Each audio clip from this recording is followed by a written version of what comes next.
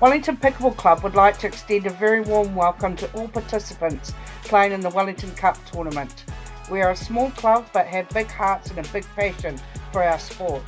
Tournaments like this do not take place without a lot of hard work from committee, club members and volunteers, and we would like to acknowledge and thank all those involved for your invaluable contribution. Wishing you a wonderful stay, happy dinking and safe journeys back to your home locations. Come visit us again anytime.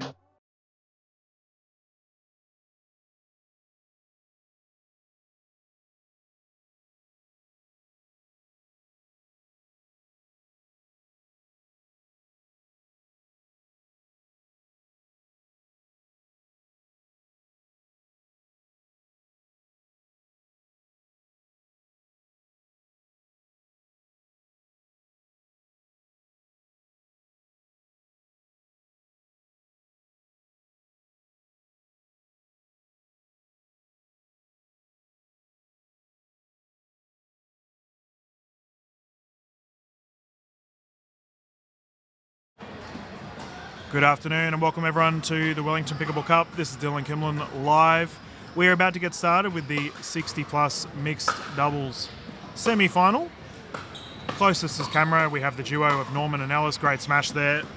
Straight into the commentary booth. And I've realised that my autocorrect has changed Glennis Alt's name to Glennis Adult. Sorry, Glennis.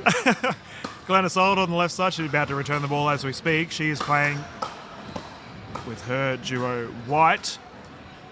This game is refereed by none other than Tony Sutton, one of the superstars from the Australian pickleball scene.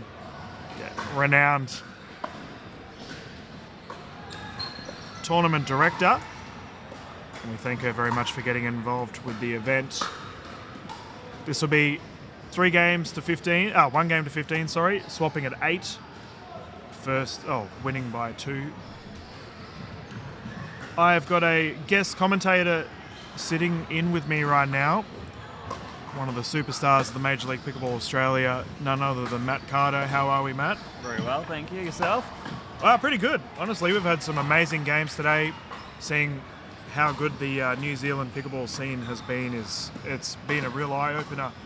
The games have been absolute top quality, and no doubt you must be filled with pride when you see these guys come out and tear it up on the court. Absolutely, and it's great to have the likes of the Aussies here. There's been quite a few across the weekend actually, in different divisions.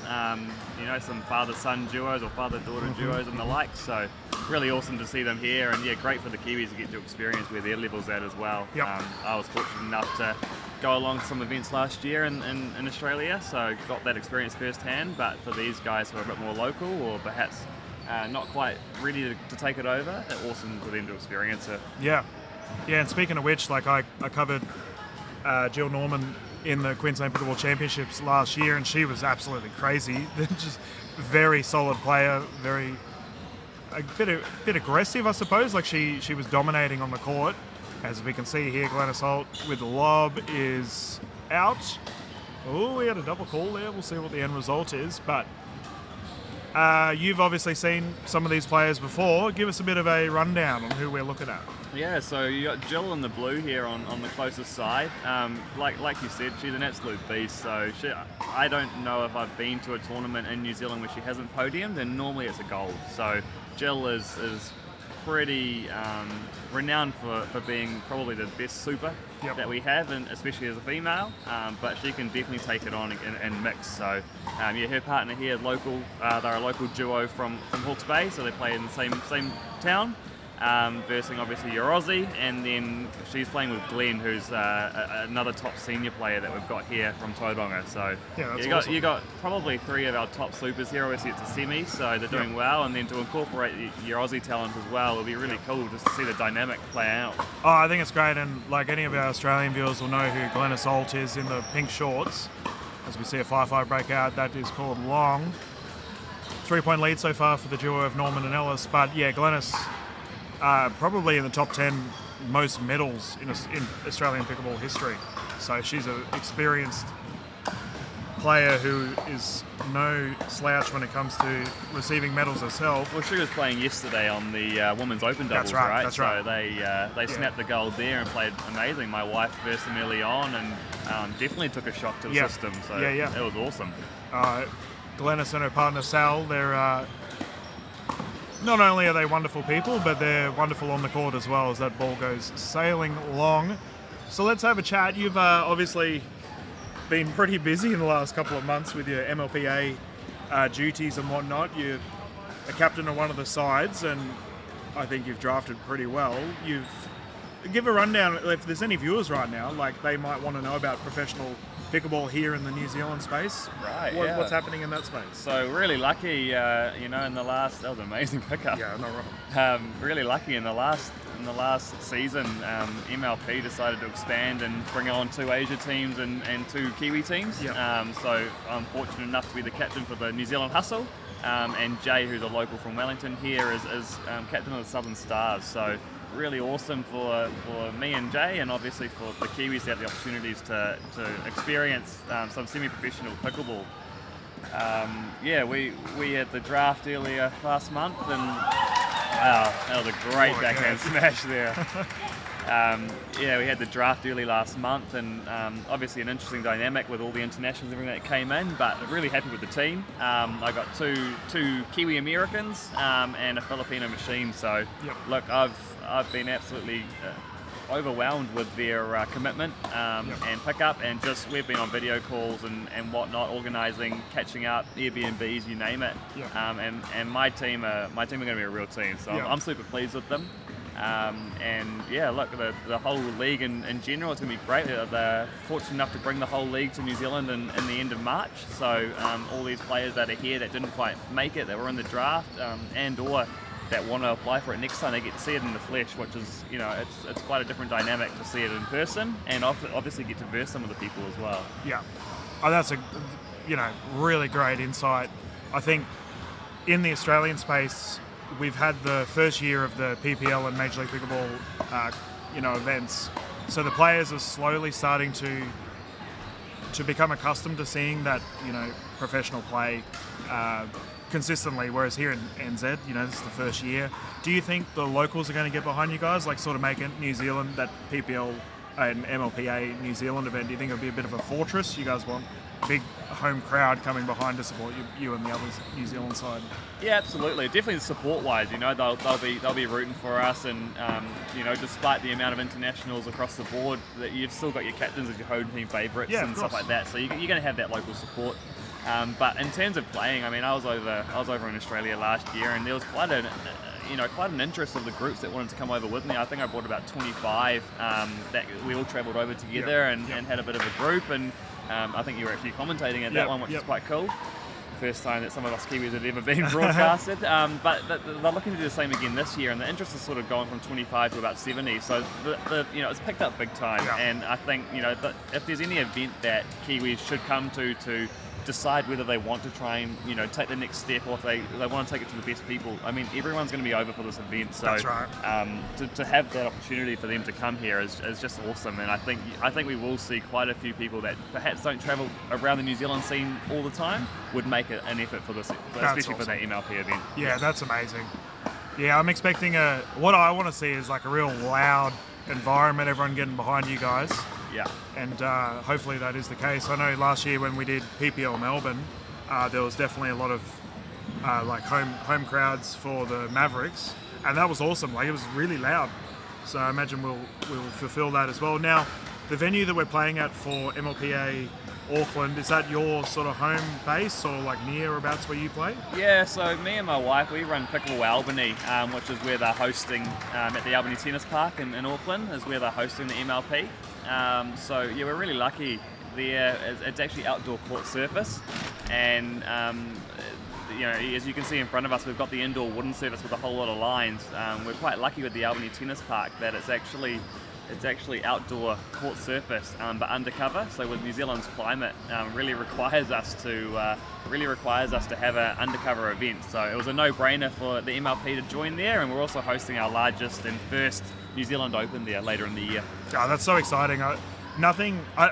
From an Australian point of view, like, the Australian Pickleball Championships and, well, I will say the Queensland Pickleball Championships, because that's sort of where pickleball really took off in Australia. There's a real buzz about it. Like when you go to your nationals and it's like you're watching the Open gold medal or something, packed crowds, and it's real tense. It's goosebumps inducing, and I imagine with the New Zealand event that you guys are hosting, that's something similar, right? That's the goal. You want that. Yeah, absolutely. It's definitely going to draw the best players, and therefore even the people that don't play, they want to go and watch. They want to watch the best players. They want to see where it's at. Who's making it, what's happening. The sport's growing and evolving so quickly. Game style, people playing, youth, all that sort of stuff. So that's really where people just try and bring their best, and it brings the best viewership as well. That's right. Sure. Yeah. Oh, exciting times ahead. It's currently 1-8. We've got a side out, so now White to bring it in. I will say Norman and Ellis have come out of the blocks absolutely firing right now, which we'll just see if Glennis, I reckon she was stuck between going for an ATP or flicking it back over.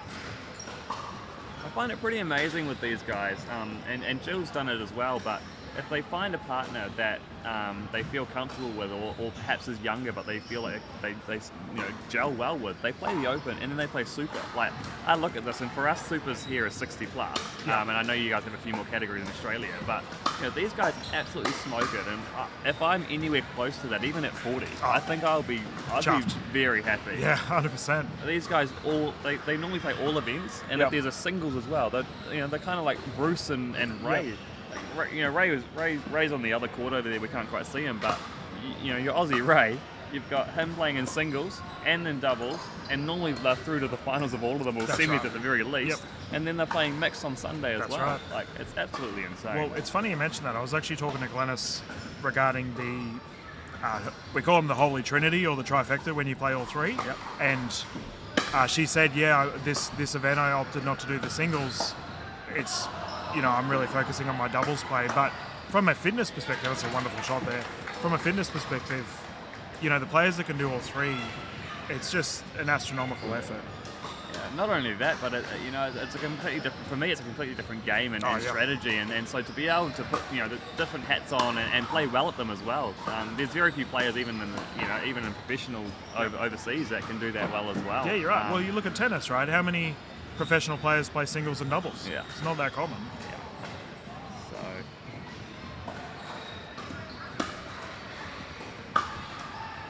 So we saw your game yesterday where you took on another MLPA player, Connor. I thought he was on fire. Yeah, he was unstoppable. Connor's going to be one to watch out for in the PPL and MLP. So I'm fortunate enough to pair up with him. Well, we're going to pair up for a couple of events over in the season one. We played at Moray Field when you covered us last year, and since then he's grown so much. And literally grown. Yeah. He's like taller. Yeah, and he's really put it in work. He's been to the gym as well, and really focused. He's really committed himself to pickleball. Really fortunate to be able to play with him, and me and him partner up quite nicely. But I think Connor Robertshaw will be a name that you guys will be wanting to look out and continually hear throughout the year, and possibly more than just the PPL as well. Look, I always keep an eye out for sort of like a MIP, like most improved players, and just from the games I've seen this weekend, from how he's performed, he's definitely on the radar. I'll be very interesting to see sort of our young guns in the Major League Pickleball Australia events. Obviously, Lucas Pascoe took the world by storm. Amelia Schmidt's another name that comes to mind, Summer Delabona. They are all in that category, but I think Connor will be the one. Great rally, by the way. And with an ATP to finish. Ellis, crowd appreciative. But I think Robertshaw will definitely be someone that will be in that category for the 2024 season. So Ellis bringing it in.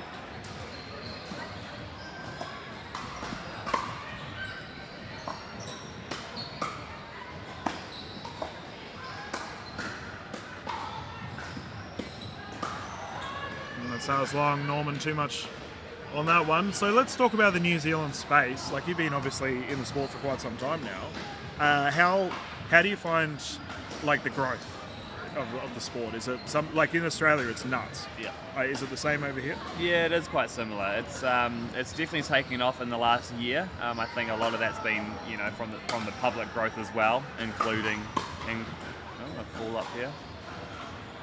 I'm guessing Jill served while Tony was calling the score. But growing astronomically. So yeah, me and my wife also run a business here, online business for the retail space, and just the growth of that alone is astronomical. People wanting more, sort of, ordering more and just wanting more brands. And so, the demand's definitely there. We've manufactured our own net, just said, on centre court here, and we've sold more than there definitely are clubs. So I'm not sure where they're playing, but people are pulling it out in their garages, driveways.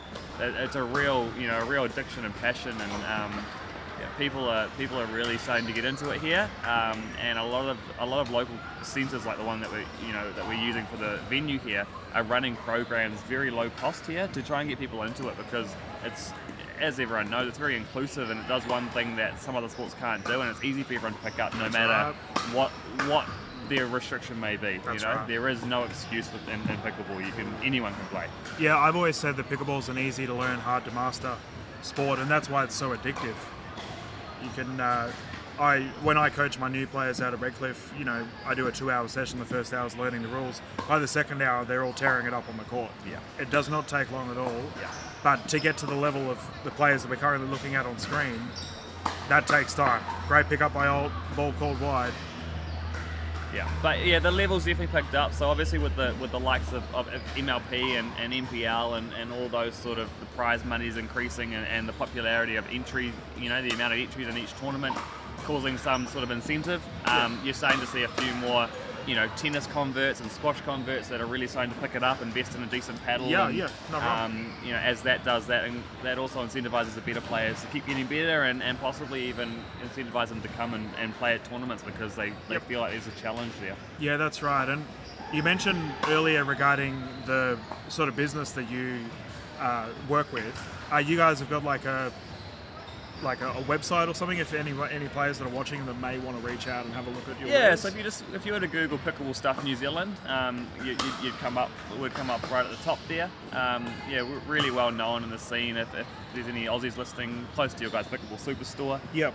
Same philosophy, and really overwhelmed with support here. So we have we created some bumper stickers about 6 months ago that has our logo on it and say we'd rather be playing pickleball. Yeah. And every time we come to a tournament, we know that the tournament's here, because we can pretty much view, and every second car's got the sticker on the bumper. That's funny. Yeah, it's quite cool. But the business has been really cool, and people are really getting behind us, and we've been sort of overwhelmed with support. That we opened a physical shop in Auckland in August last year. Yeah, cool. Yeah.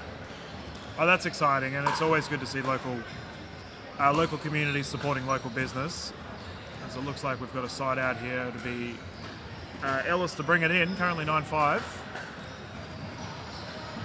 Alton White have sort of steadied the ship. They're under a fair bit of pressure there at the start, but these guys are experienced. They know how to pull it back. I feel like the game slowed down a little bit as well. I would agree. The rallies are starting to take a little bit longer, which is allowing the two on this side to sort of create some more opportunities for them. Yeah, Jill Norman to bring it in.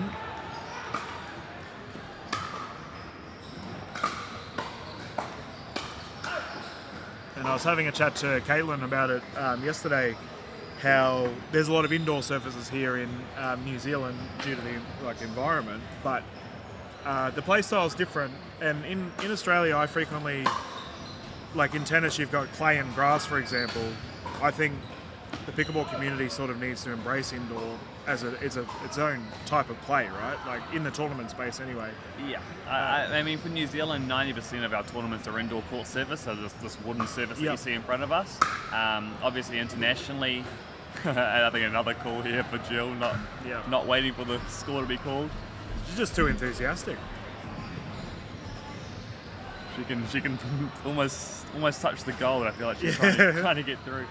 But we play a lot here, so most of our players actually prefer to train on indoor court surface if they're not people travelling internationally, because this is 90% of our tournaments. So we've probably got about one a month that people would, it would be worth travelling to in a national sense. And like I say, sort of 9 of those would be indoor court surface. So I think having both is important, but obviously for those internationals, they really struggle to adapt to this indoor court. Like we've got a couple of Americans that are on this in this group, and they really don't adapt so well. It's a completely different game, as you say, different ball, different surface, and obviously these ones also have a lot more lines, so there's distraction factor as well. Yeah, it certainly comes into play. Like you played at Morayfield last year. That was the club that I was president of, and the indoor surface, it does, it almost spins a bit differently, has a bit of a skip to it, comparison to the outdoor balls.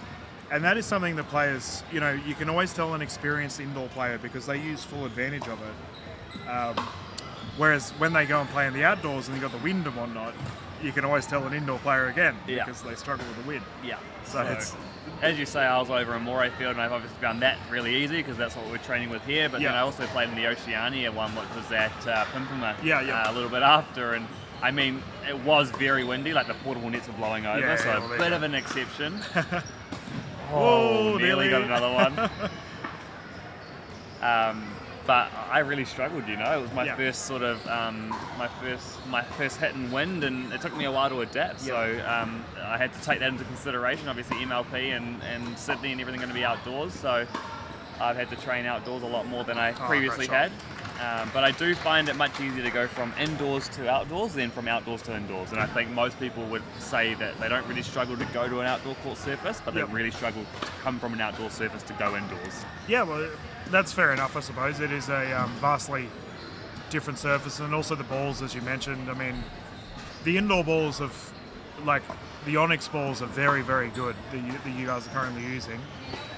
Whereas the outdoor balls, there's a fair bit of variety now. Yeah. So the balls changed, whereas the indoor one is pretty standard. You know what you're going to get. Yeah, and as you mentioned, like the wind and a controlled environment plays a very different game. Correct. I don't know if true is the more correct term, but even if you play on an outdoor court surface undercover with no wind, that's a controlled environment. That's so right. it changes the dynamic again. Yeah. You don't have to factor in returning long or short or having wind in your That's lobs right. or whatever you're doing. Yeah, it's a very fair point you make, and one that a lot of people don't really consider as Norman's shot lands in. Norman and Ellis trucking away now. They are inching ever closer to that number of 15 to get through to the gold medal. It makes me wonder, because this is a great game, who else got through to the gold if this is the calibre of the teams in the semi-final? I know. I mean, I did say that you had, Ray, who's very well known in the Australian scene. I'm not sure how they got on. The bloody magnet. Where is he? Past now. He's on every single tournament. He's giving us a wink over here. So I think he might have got through. But they're a great team, and I've seen him, smiling, of course, but at every single event over there. So the level is definitely good. But I remember even when we went to Morayfield, our seniors over here, our super category, they do well. They did really well. They hold themselves super well. Yep. No, very solid across the board. Alton White will be looking to try and claw back if they can. Smash attempt here. Make that 2. Oh, good recovery. Well done. Speak of the devil. Oh, he's giving us the point. Yeah, right. He's just brimming with confidence, this man, Ray. Glenn here on your left, who just got that amazing reach out wide. He is such a consistent player. He's got a good smash to him. He doesn't drive. He's a very good complacent player that just composed all the time and reliable. He only just recently moved into the senior category. I don't know how old he is now, but he'd be early 60s. Yeah. So he's playing in the opens and holding himself even in there. He is a super solid player. So I'm glad he was able to join forces over here. Yeah, well, it's always good to see, right? And I remember speaking to, who was it? Either way, it was someone that was playing with a person from New Zealand which they had never played with before, and they got through, and I think they got a silver medal. And she was saying she was absolutely stoked because she didn't have that team chemistry. Mm-hmm. They had to form it on the court, and as we're seeing here, we got two players from different countries playing together. Mm-hmm. But they're still through to a semi. That's an incredible effort in its own right. And I guess that's somewhat relevant for yourself. Going into MLPA, you've got to learn how to play with players from different countries and different languages, things that we haven't even considered. Yep, absolutely. Climates as well. Oh, yeah. That's going to be a big one for some of them. But, absolutely. Just I mean, I did a lot of research and sort of seeing each other's players' styles, and you're sort of ranking your list based on who you wanted for your team, and then that would change based on who you selected. And if you have a dominant female, then you need a bit more of a backup female to go with them, not two dominants necessarily, and whatnot. I quite like when players complement each other well, necessarily then getting the top, top that there. Is out. I think that brings them a side out. I believe that'll be 8-10. We'll get a confirmation from official Sarton. 7-13. Geez, I'm miles off. We're too busy waffling.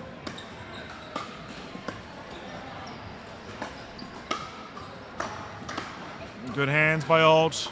Transition's good. Recovery very close. You have to give Ellis credit. He has been very successful with multiple little cheeky shots into the kitchen. Yeah, he's got very good hands.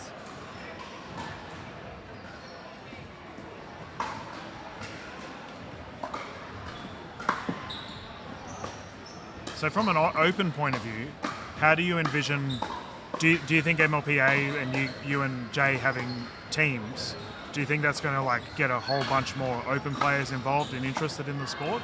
Absolutely. I think a lot of people were a little bit nervous or hesitant to apply, for whatever reason. They didn't think they were good enough, or they didn't know what the criteria was going to be, or it was all a little bit in the open in terms of payments and prize money and all that sort of stuff. So now that a season's going to be under the belt, and people are going to sort of know what it's about and how the style is, and obviously see how we go, respectively, everybody. I think there'll be a lot more interest.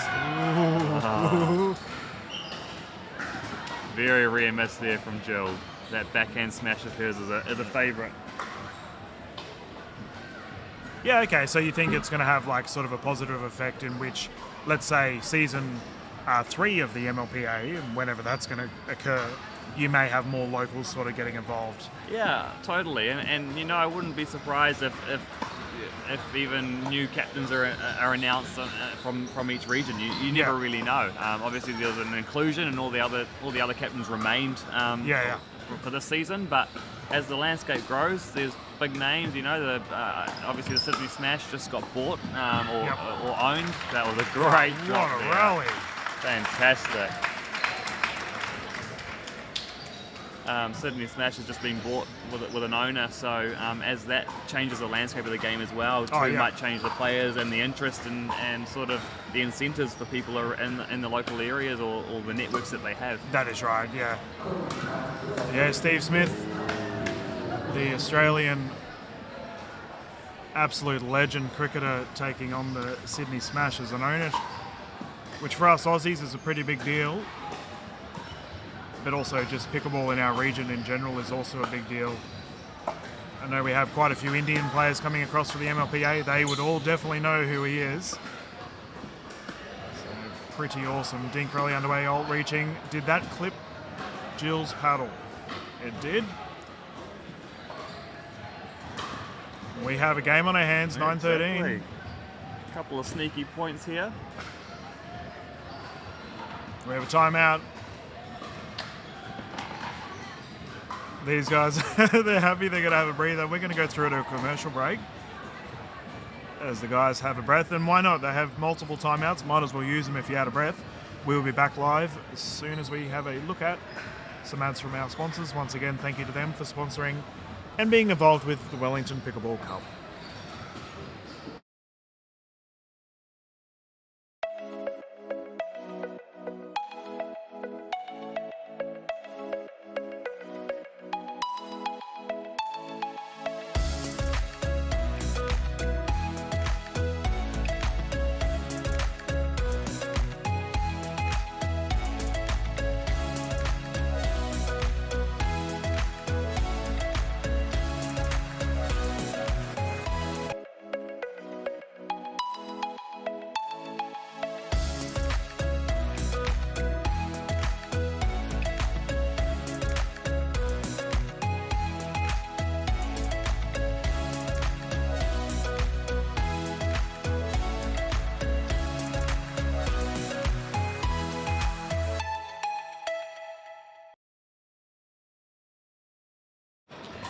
Welcome back, Gamers Recommend. So it was Norman and Ellis that called the timeout there to try and halt some of the momentum for Alton White, and fair enough too. That's a very smart play on their behalf.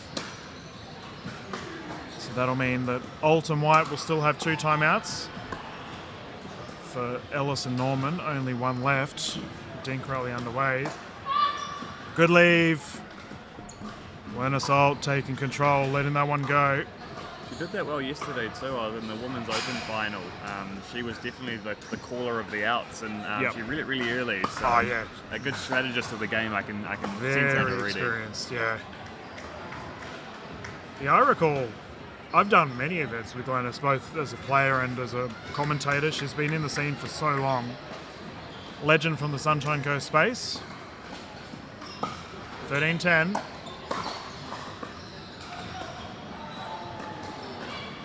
Lob is good. Drive, not so much. Norman and Ellis now move to a game point situation. 14-10-1. Unusual drive there from Glenn or from White. Yep. He's normally, like I said to you before, he's normally a nice, consistent, soft player. So yeah, pressure does funny things, you know. Momentum was going their way. They had to try it out. Smash is good. Alt to Norman. Repeat entries. Pop up is there. Ball is good. That's a gentlemanly shot. Wow. Whoa, what a rally. Good hands. That was the most polite Ernie I've ever seen. Opportunity there to pummel her, right? Well, it wasn't really an Ernie, but almost.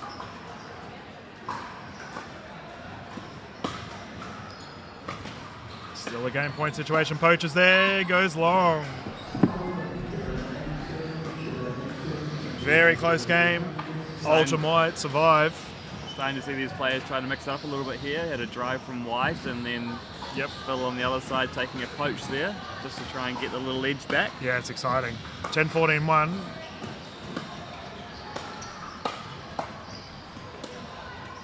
Teams are coming in, 5-5 breaking out. Alt with the backhand, or the forehand roll rather, perfectly done. Opened up that paddle face, striking it towards Ellis. 3 points in it. Over half an hour so far in this game to 15. Quite a long game to 15 really. Pressure starting to mount for both sides.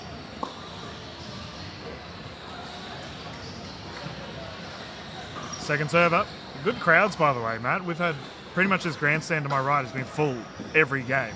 Yeah, we've got a good following here. So a lot of people, they bring their family and friends with them, and even if they're not playing, they might play one event, say yesterday, but they'll stay on for the Sunday and watch the mixed as well. That's amazing to see. Yeah, a lot of people here really like to watch their fellow peers go through, and like even for the finals yesterday, both the women's and the men's final, like the grandstand was basically full. So about 100 people there, and obviously with the local lucky.